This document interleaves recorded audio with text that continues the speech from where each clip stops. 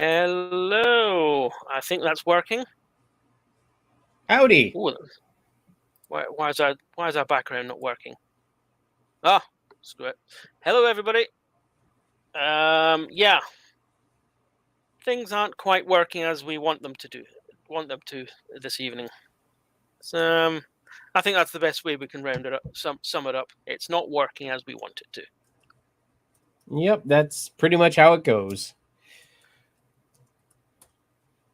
But how are you, Cheeto? I'm good, hanging in there.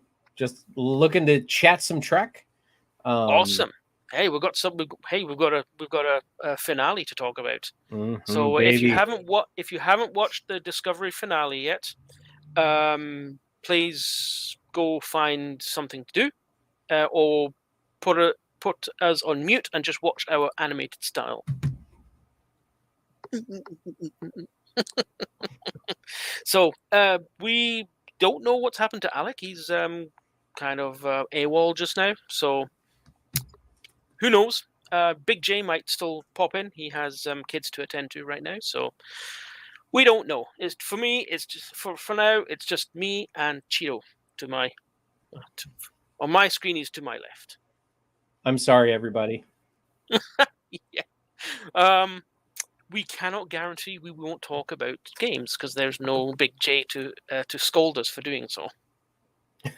I know Brian's sitting there stewing in the chair. He's like, oh no.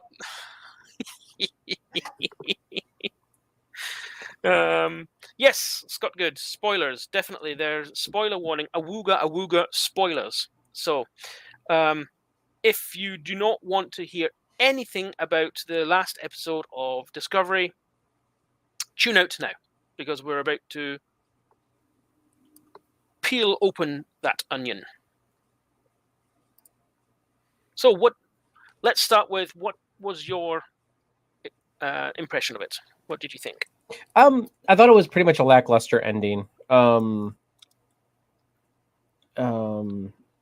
Yeah, I mean, for all this that we went through, and as again, spoilers, for what we went through, and then for them to just to yeet the progenitor tech like into a black hole, and I really feel like that was kind of the wrong move. Even if you wanted to make it like a single use of the progenitor technology, bringing Book's planet back, even resurrecting Locke, I mean, would have been better than what they did. I did enjoy a lot of the fight sequences. I did enjoy seeing the actual progenitor, person. Even though it was a program, I still enjoyed seeing the progenitor. They didn't really try to season 1 cling on it either. They didn't try to make it special. No. They didn't try to make it better. No. They were like, nope, this is what the progenitor looked like in the original in TNG, The Chase. This is what the progenitor looked like in here. I mean, a little bit. Exactly. Yeah, it was they tweaked it a little, but somewhat. Some have suggested it isn't the progenitor.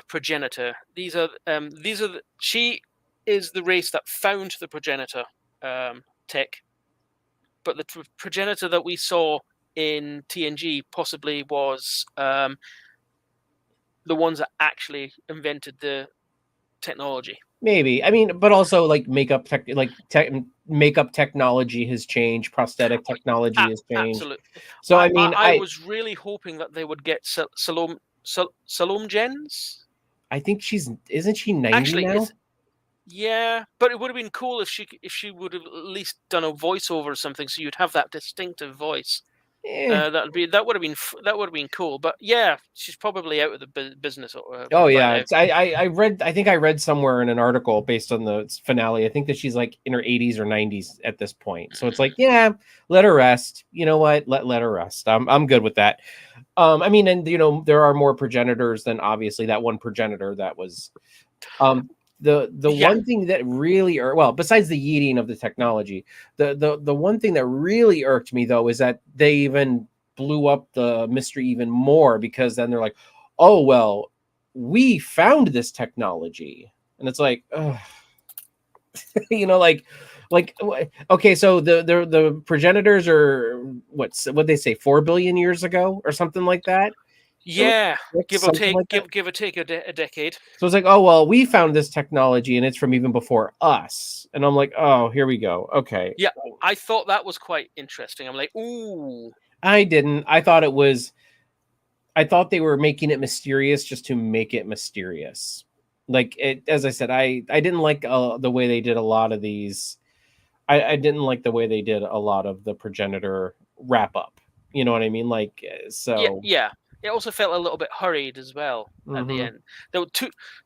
Where I go, where they lost me was the whole slow motion hugging and laughing and oh my goodness, just get on with it. You didn't like the Lord of the Rings ending? I didn't. Come on, man. I didn't mind it. I mean, it was the series finale. So I mean, Discovery's always been very huggy, and I've always said this over on NerdTube Yeah. is that Discover, like the thing I don't actually like about Discovery more than the fact that it's the Michael Burnham show. I can live with it being the Michael Burnham show because Sonequa Martin Green is a fantastic actress. Yep. So I have no problem. Like I don't like the writing that they do for her a lot of times, but I don't mind her being the focal point just because she's great. I like her. But it's just that it seems like even in season 1 and 2 of Discovery, it seems like such a different Starfleet. Everybody's huggy, everybody's lovey-dovey, and it's like you didn't see that on DS9. You didn't see that on TNG. You didn't even see that in. I mean, you saw a little bit of the camp, but you really didn't see that in TOS. Voyager kind of had some of it, like a little bit of the hugginess, but that was because of Captain Mommy Pants. So, and yes, Scott Good, I am also very upset by the ending of Enterprise because Enterprise is one of my favorite Star Trek shows, and the way they did the Enterprise show is dirty. Well, they were done dirty as well. They were told halfway through the season, right? That's it. Mm-hmm. So we were lucky we got the full season. And that was the problem was the last episode, and it wasn't even really the last episode of Enterprise. The way that Star Trek in from the 90s era was going to end was pretty much already preconceived. Regardless of which season Enterprise ended, there was already this notion that in general we're going to end the series with this thing that's supposed to be I hate to use the phrase, but I can't think of a better phrase, and this phrase makes me want to kick dogs and cats when I say it, but the Valentines to the fans, which is a phrase that I believe was either Rick Berman or Brandon Braga coined. I think it was Berman. And it was everything Berman says is great. Right. Yeah. Yeah. Because he's got a great track record. And it just completely fell flat. Even Frakes himself and Marina Sirtis were kind of asking themselves, why are we here? What is the purpose of this? It's their show, and it's turned into basically a glorified TNG episode. But thankfully though, at least with Discovery, we didn't get. I don't feel like we got a cop-out ending, which is a good thing. I walked away from it with the feeling that not only do I not feel like that there was a cop-out, but I think that they went above and beyond to give us some closure on something that they didn't even need to do, and that was tying in to the short trek Calypso, which I hate that we're still bringing it up and making a big deal out of it. It was a short trek. The problem is that because the season 2 and 3, etc. of Discovery was angling so far past what we got out of that, and was because it was at risk of breaking canon, all the Trek beards were just salivating, just dying over the thought of canon being interrupted. And what did they do at the end of Discovery? Went like that, like, all right, you want your canon here? You got it right here. And we're gonna fix it right now, and then fix your face. Well, and that's kind of the thing is like I except for the one line of Burnham saying like, oh, I think you're going to be waiting for more than my lifetime.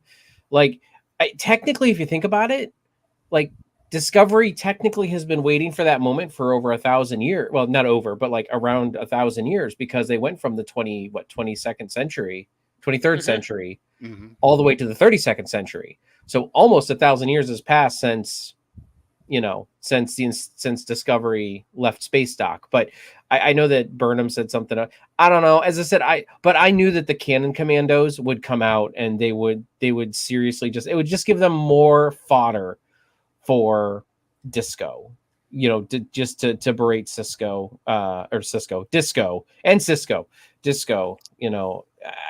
I'm kind of glad they did it just to shut them up. And then they got schooled. Yeah, it's the same as every time. You can't please everybody. Yeah, they tied up a potential canon violation, but then in a very cheeky way, I should add. But then other people are saying, "Oh, they've done Zora dirty." It's a computer, like yeah, but still, people view the ship as a character, and therefore Zora is a character, and Sure, yeah, I can buy that. That's why I think they should have played it as the 1,000 years was since the 23rd century up to the 32nd century. You know what I mean? Like, so she only had to sit out there for like 50 years or 10 years or, whatever, so it's not actually like another 1,000 years. Like, I just thought, again, we're bleeding. We're trying to pull blood from a turnip or whatever the phrase is. You know what I mean? Like but the Cannon Commandos just would have been all over it. I mean, they had their cactuses and lube ready to just take it out. They wanted to stick it. They wanted to stick it to Discovery. There's a new T-shirt: cactuses and lube. Oh, yeah. You haven't bought that T-shirt yet? Oh, I got 3. Oh God, no. Well, I apologize for being late. I was close to being on time. Then I had to run out and get some stuff for the kids. I've got a couple sick kids, and family first, dude. There was a long day. It was a busy day. I was really trying to find the second wind to, keep things going and to make it for the live stream. And I saw the comment you guys made in our chat. What were we going to talk about? And as soon as Cheeto said maybe gaming, I said, son of a bitch, I need to be on here because you guys need supervision. Listen, we need an adult here. We need an adult here to manage us, make sure we don't talk about gaming. Yes. And then on the way here, I think I was being followed by a CBS van. I had to lose them in the subdivision, but it was looking a little dicey there for a while. The van had CBS on one side and a big wrap that said Paramount on the other side. So and it was black. This one looked like it was a special edition. Didn't have any windows. So yeah. So you guys just keep your heads on the swivel. They're getting in that mileage before they get bought over and made redundant. Right. Yeah. Is it Sundance or Skydance? I can't remember. Sundance is a film festival. Yeah, Skydance, isn't it? Is I didn't read much into it because I was busy. But I spotted a headline saying Skydance review their offer for CBS or something like that. So I don't know what's going on, but it looks like the deal's not actually completely dead in the water. They're looking into making it a merger more so than a all-out buyout, which apparently is different. I have no idea what that means. I just know that they said that now they're looking to review the terms of the buyout, but it's going to be a merger instead of a all-out buyout. So I don't know what that means. Lower buyout. That's all that is. I say, it's a merger. So like that's kind of what they're looking to do. It's much cheaper apparently for Skydance, but if anyone in the chat knows the difference, please let us know. But I don't know. All I know is that we need Trek to stay alive. Yes. Absolutely. Yeah, we do. And you know what else I just looked at the other day? Looked at some of the previs and some of the finished VFX shots for Axanar, and I don't know what was shown a couple weeks ago when Alec was on, and I did not have time to. It was very, very basic previs. Okay, all right. Yeah, I didn't have the chance. I thought about it too late. To see what could we possibly show tonight. But I got to tell you, it looks good. There is some very good looking work that's happening there. I'm certainly excited for it. The VFX is underway and being worked on, and we're going to be in for some surprises. Now the previs work, I know that they're being shown on Patreon, so you can subscribe to the Axanar Patreon and be able to see that stuff ahead of time. I do know I want to get the the newsletter link ready. I figured out how to do it once, and then I swear it's one of those things you figure out how to do it once, and then you forget the next time. I figured it. Oh, it out. thank you. But Thank right you now very it's just the Patreon. So if you want to support and you want to see stuff before anybody else sees it, get yourself onto Patreon. Also, you might see pictures of me on there too. You never know. I think we have taken down your nudes. Those were Oh, terrible. come on, man! That's what I was going to say. Money. There goes your money maker. In that case, go over to NerdTube's Patreon. You can get all the nudes there. There you go. That's your target audience. Yeah, I'm sure. Here's the newsletter. Sign up, and then you'll always know what's going on. There are emails sent out periodically telling you what the latest and greatest information. And yeah, that way you don't have to constantly ask, when's it coming out? Oh, and the other goal I had was to not get sabotaged 10 minutes before the end of the live stream, like you guys did me last week. So I'm ready. I'm prepared for you guys this time in your shenanigans. The shenanigans. I think what we should do is we should start an Axanar OnlyFans. The three of us here. Cheeto's halfway there. Pretty much. He'll sell himself out for anything. I mean, I will. I'll sell myself. I'll sell myself for a couple bucks. Why not? Speaking of which, Brian already donated $5 down there for shipping and handling. What do we get for $5? Oh, shipping and handling. Oh, we got some handling, Cheeto. Got some ball handling. Does that mean? I don't know how I get invited anywhere. Like Me neither. How do we get invited to anything? I don't know. I think we just strong-armed Alec into this, for example. Pretty much. We kind of just said, okay, you know what? This is our live stream now. Like, look at me. Look at me. I'm the host now.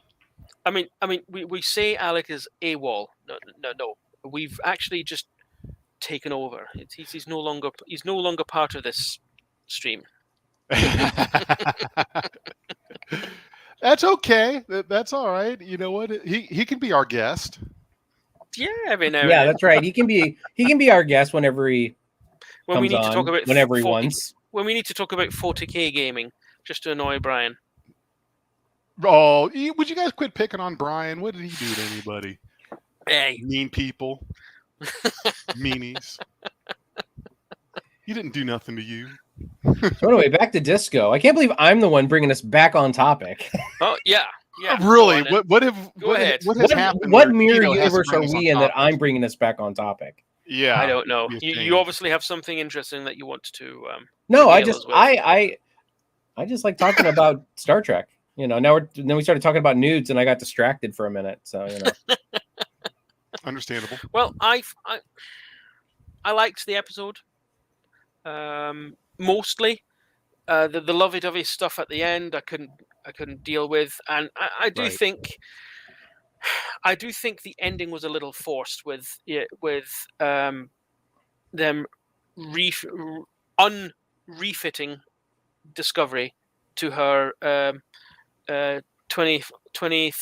Let me get this right. 23rd century specs, and taking the A off the registry, just to abandon her. I would have liked if the abandonment came naturally, fluidly, like something happened to the crew.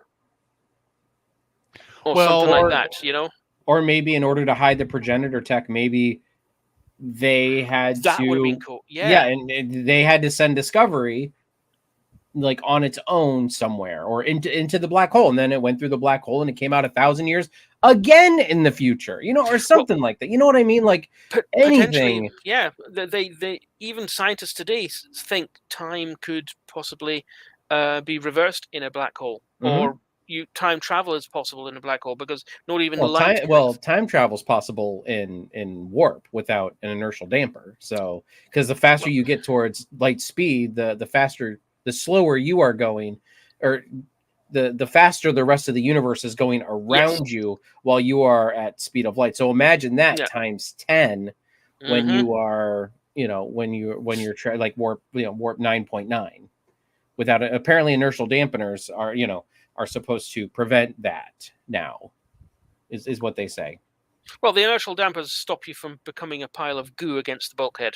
But they say nowadays it's also supposed to stop But it could be. There's never actually been an actual bit of technology that accounts for the time dilation.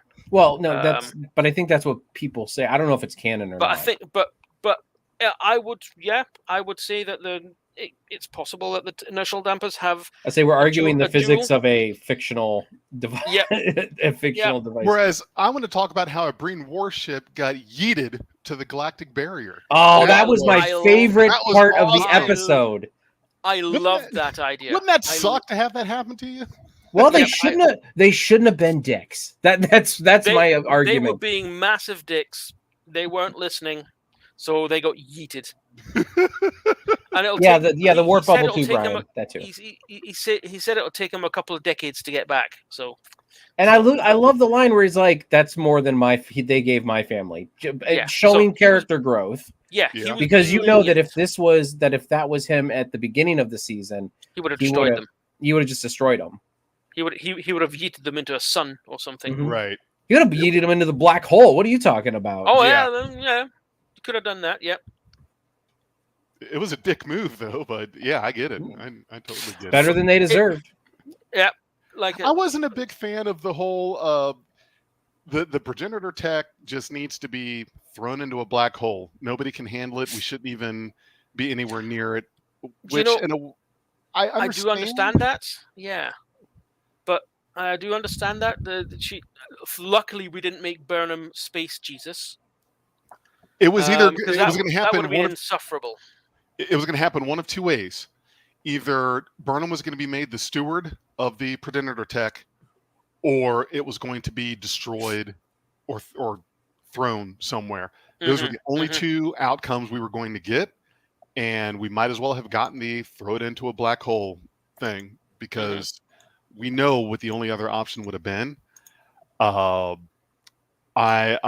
was satisfied that the progenitors said, "Hey, well, no, this isn't ours.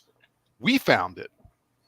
See, I am on the exact opposite camp of everybody on this one. I was saying before you came on, that was actually like one of my least favorite parts. We're like, oh boy, another mystery. Like Well, not really. It's not really a mystery as such. We still don't know who the actual progenitors were, but we don't need to know. We only know we have the technology there, and we decided not to use it. Well, yeah, but the thing is, though, it helps with that paradox of who created the creators, and that's the problem.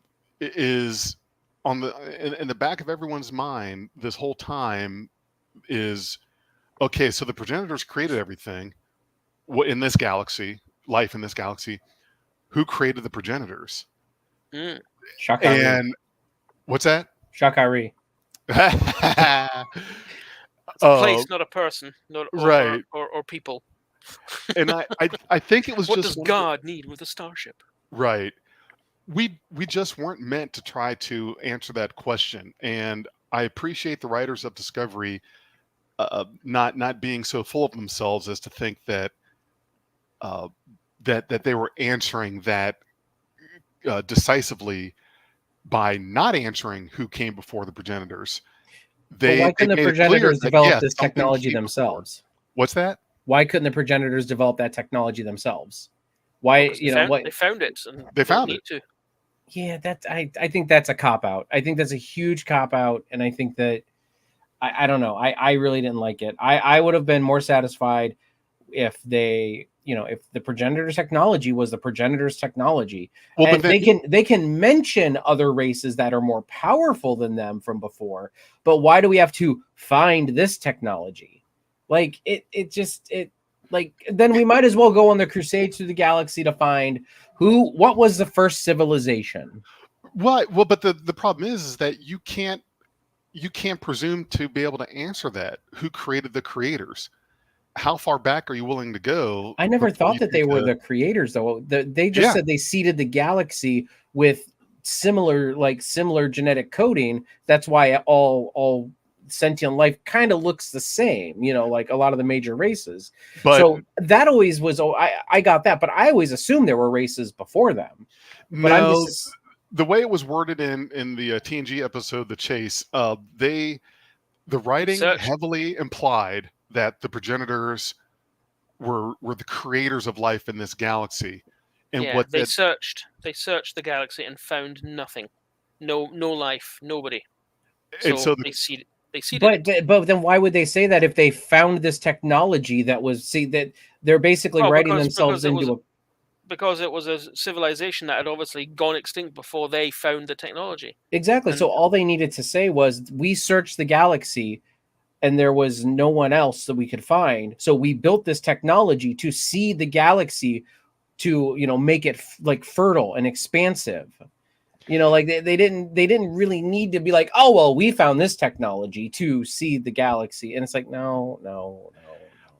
but the thing is though, you have to take the writing and context of the time. The point of The Chase was that the progenitors were the ones that created life in this galaxy. They were not there to answer or contradict the question, well, who created the progenitors? What they were leaving us with was that was them. They weren't even addressing who came before them. That wasn't the point of the story or that episode or of the script. What we were left with after the fact were those questions of, okay, well, wait a minute. We all came from the progenitors. So who did the progenitors come from? Q. It's Discovery that decided, oh, to get him out of here. Yeah, I see that comment. No, But it's a legitimate point. Who created the creators? Q. Like okay. literally, like it could all probably be traced back to Q. Well, but then who created the Q? See, that's the problem. Is you exactly. You could keep going back and back and back, and that's what I'm saying. Why do we need this toilet bowl effect of going back and back and back and back? Why, like, no.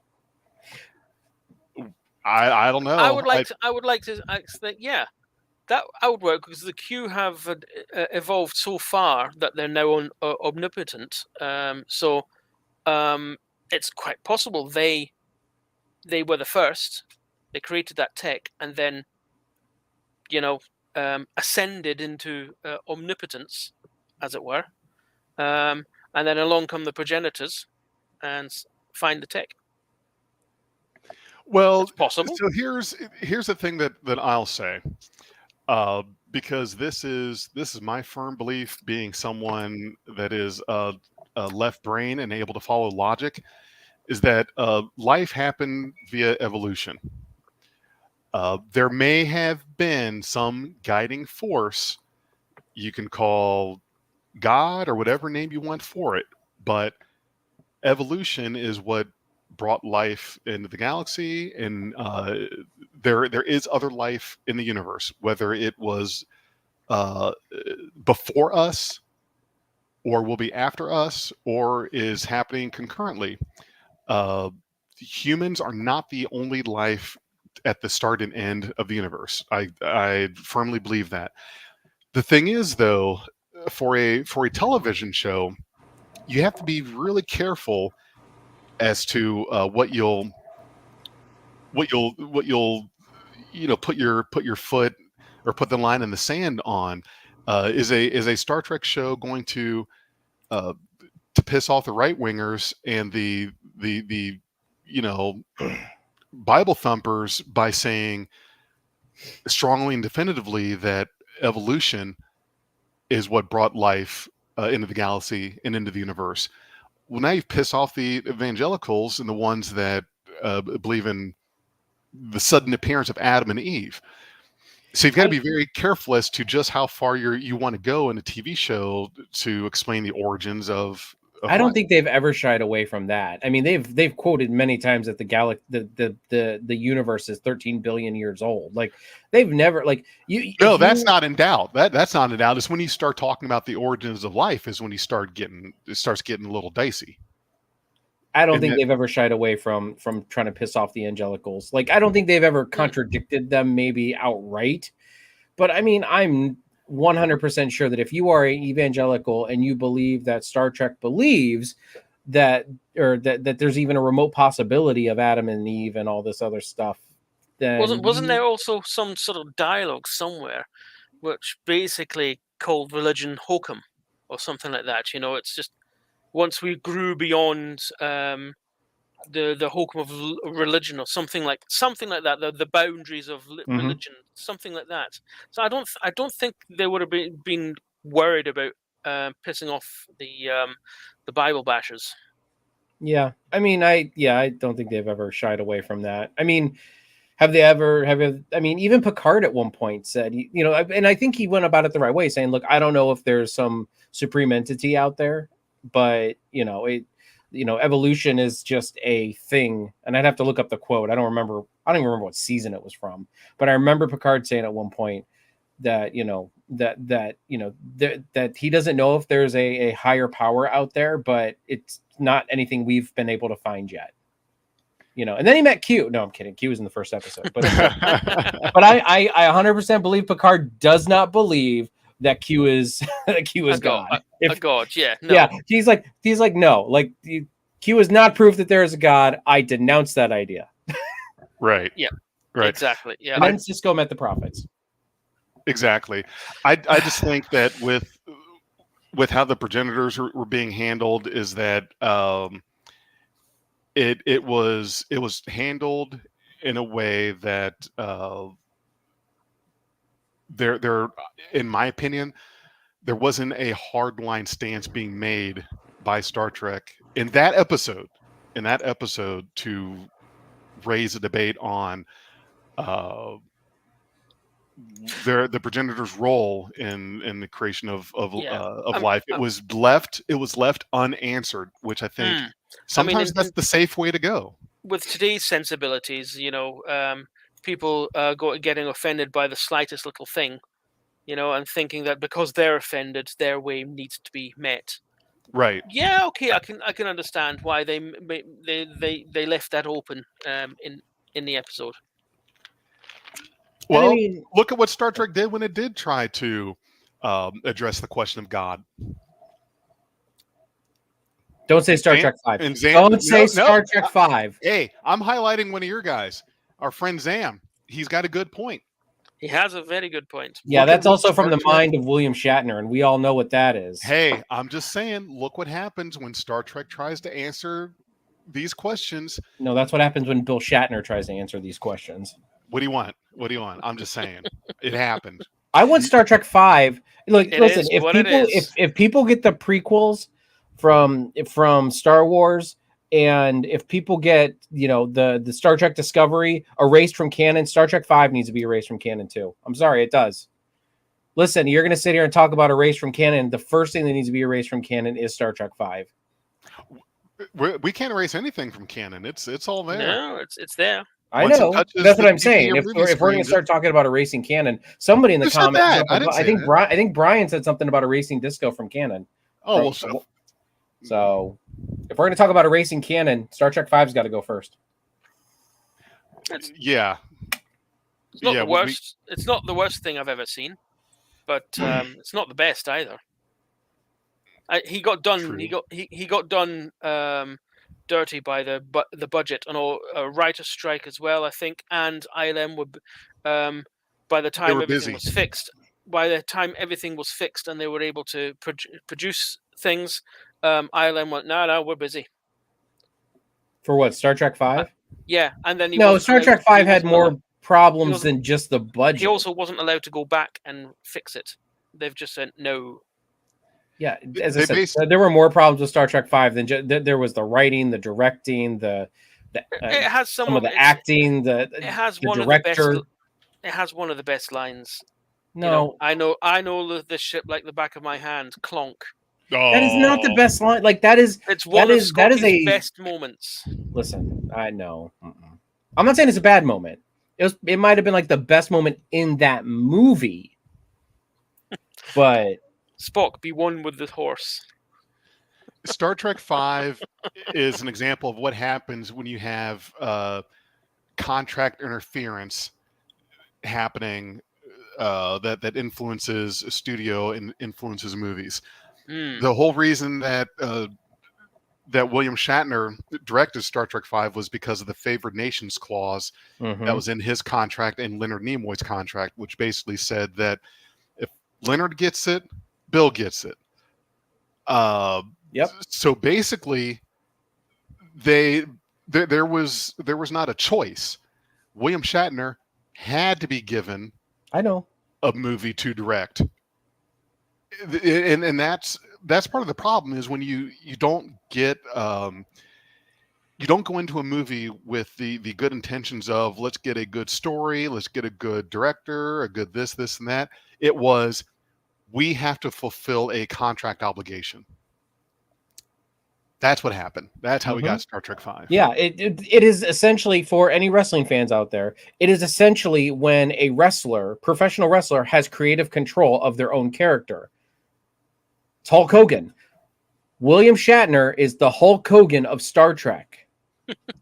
Can you explain that a little more for those that aren't as versed in wrestling as you guys are? Well, everybody knows Hulk Hogan. He's one of the biggest names in wrestling. Yep. The problem was with him is that eventually he got so big that he had creative control over whatever happened with his character, and that's what killed the entire corporation of WCW, because he could keep the belt for as long as he wanted. He could drop the belt. He could not drop the belt. There was one night he walked in, he was supposed to drop the belt, and he never did. He just didn't. He just decided not to. He had complete creative control, which meant he decides what happens with his character on any given day. That includes a title, that includes a script. And what happens is it just, you can't, when you have creative control like that. And I'm sorry, like Leonard Nimoy was the exception when he directed Star Trek 4. For all of its flaws, for Star Trek 4, it's not the best, but for all of its flaws, it is 5,000 times better than Star Trek 5. Yeah, and that's a shame. Agreed. That's a shame right there. Is when you have a person, and I know we've talked about this before. I bring this up. I brought this up with Jim Parsons tanking The Big Bang Theory because he has the power to decide one morning, I don't want to do it anymore. Now you've got hundreds of people out of work. Hulk Hogan got to where he was able to tank the WCW. William Shatner was put in a position where he just about tanked Star Trek. And I'm curious as to when, if ever, the not just Star Trek, but the entertainment industry is going to wake up and realize these are the things that can happen with when you give your actors too much power. Is they can do stuff like that. The cast of Friends did the same thing. I mean, they were they went into every contract negotiation together, which at least was a united front. But that was again, they got big enough to where nationally they ran the show. That's a bad example. I've got to keep it to one person. Wasn't it Seinfeld tanked his own show because he just demanded far too much money? When he decided he was done, it was done.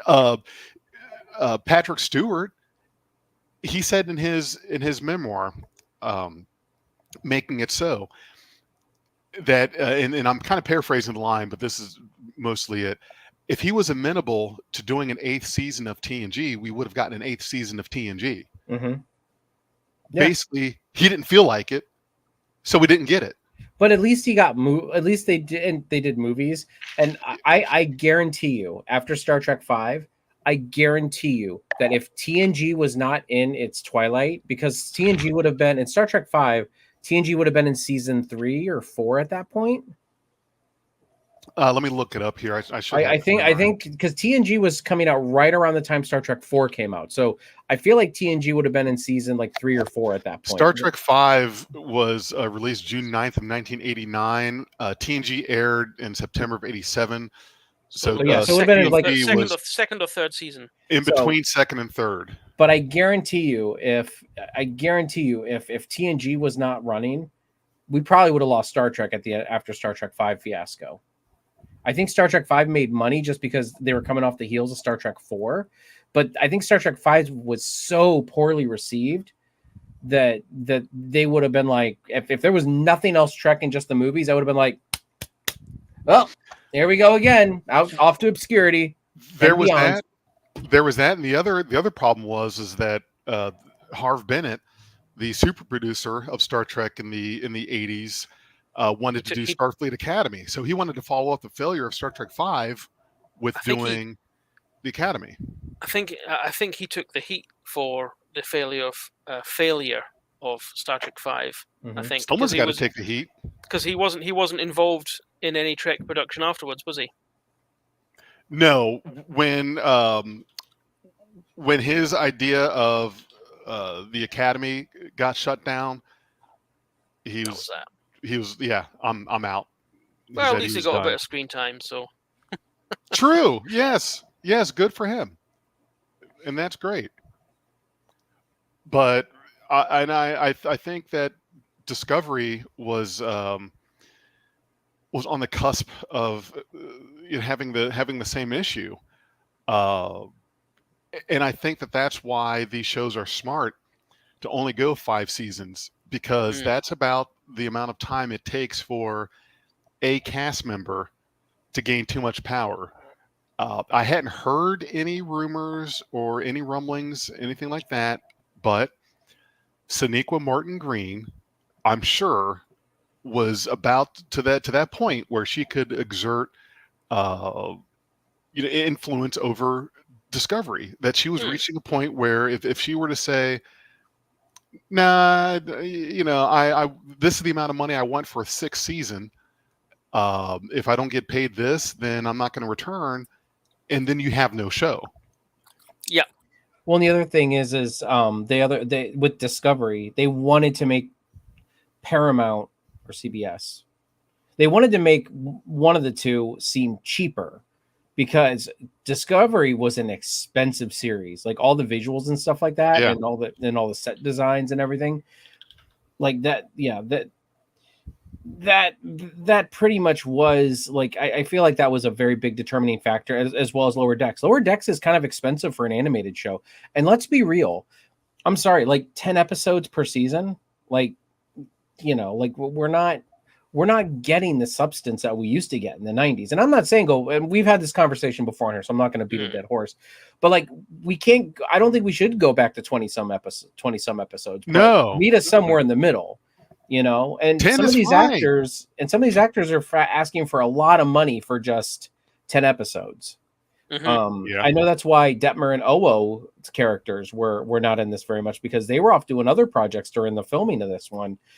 And I think they were, I don't remember if they had prior commitments, or when they were offered the money for Disco season 5, I think they decided to go elsewhere. You know what I mean? And they were offered just guest role money for whatever episodes they were in. They were already guest roles. What were they? What the hell did they think that they were in the right to ask for? Well, I think they had other opportunities elsewhere. That's like Cruz. I don't remember his first name. Wilson Cruz. Yeah. He's in what movie is he filming right now? Daughter of the Bride? Was just in Mother of the Bride. Mother of the Bride. Yeah, Mother of the Bride. So, yeah, I mean, let me just tell you, Brooke Shields. Oh. Mm-hmm. She still got it. So, I get it, but still, I think they're trying to make Paramount, CBS, Star Trek as a whole look cheaper, so that they can they can negotiate better. I don't know what the tactic is there, but you figure they'd want it to seem more expensive so they could ask for more money. But well, here's the thing. In my opinion, I will not rest until we get an official Paramount/CBS funded Axanar the motion picture. I will not. I'm going to push for it. Don't tell me good luck. I'm going to make it happen. That's what we need. We've got to have it. Are you with me?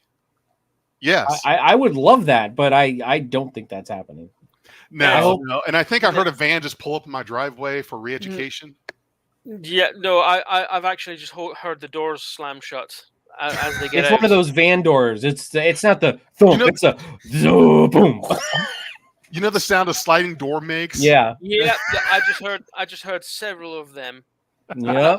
Hang on. I'm here. I'm hearing. Big J's a big guy. We got to send a few people for him. The CBS SWAT team is coming in to take you down. And Zam Zam Zam did make a comment earlier about they made a show about her and she worked the most and probably deserved a pay raise at some point. And I'm not denying that. I'm just saying the tactic that they're using is they're trying to cheapen Paramount as much as they can before they sell it.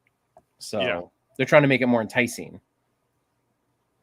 That's why Lower Decks, and I know Lower Decks is expensive too. The animation is not cheap on that show.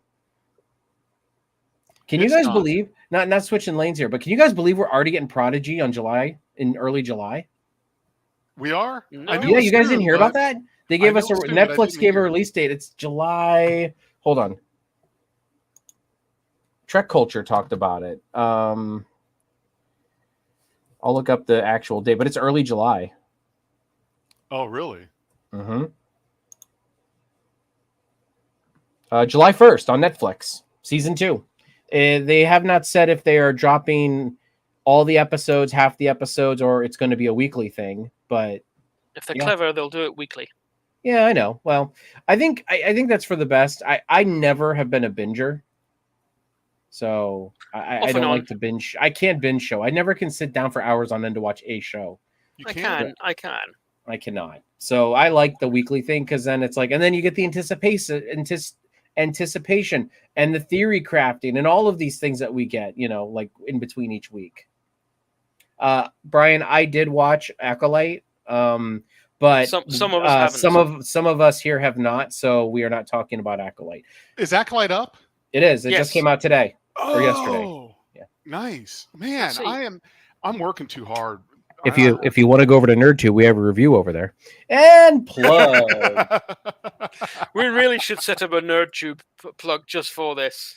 We should, yeah. I'm all for that. I'm gonna watch the episode first, then watch. Listen, the NerdTube plug just needs to be Dave Chappelle sitting there going, "Hey, you got some more of that stuff?" And then like a van door opening that's like NerdTube logo in like a van, like the van sliding door. It's like make it a white, like dirty van.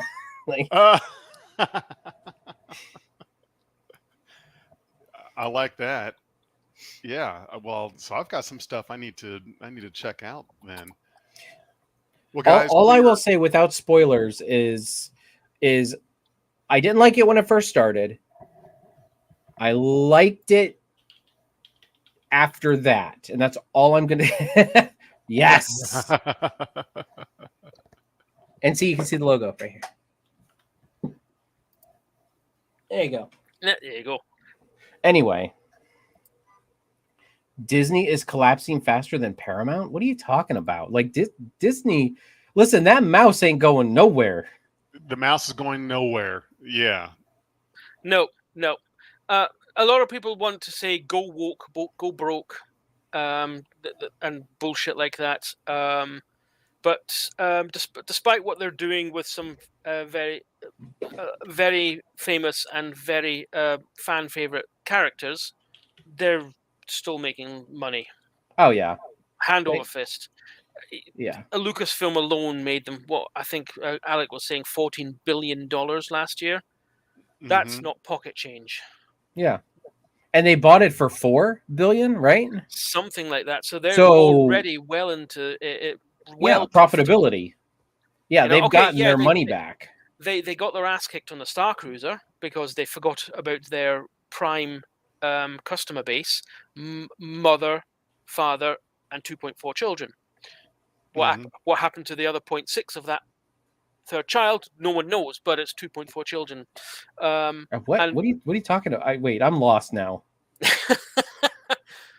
your average family, on average, once you average everything out, it's every family has 2.4 children.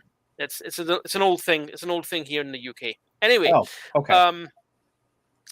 it's just averages. You could only stay in the Star Cruiser for 2 days, a weekend, and it cost you upwards of almost $3,000. You know, you could get a 2-week cruise on an actual cruise ship for that amount of money.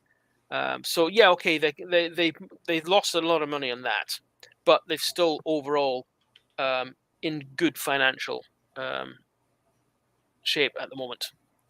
Yeah, I mean, yeah. Disney's not going anywhere ever. It is Nope. fine. It will be around long after I mean, we're all gone. like they may consolidate. You may see changes at Disney, but yeah. Disney, like, I mean, because I think they're talking. Well, they're opening a 5th park, aren't they? Aren't they talking about opening a 5th park? I've heard something about a 5th park. I'm not sure where though. Where I think, was it and supposed to I be think again? they expanded on Paris, Disneyland. China. Disney's not going, and especially with Bob Iger in charge. I'm sorry, look, Bob Iger may not be the best human being on the planet, but he's brought Disney in the past 20 years into prominence. And yes, Bob Chapek really screwed things up for Disney. But like now that Bob Iger is good with Disney. Like as I said, he has said some things in the past that just really are questionable when it comes to work ethics, but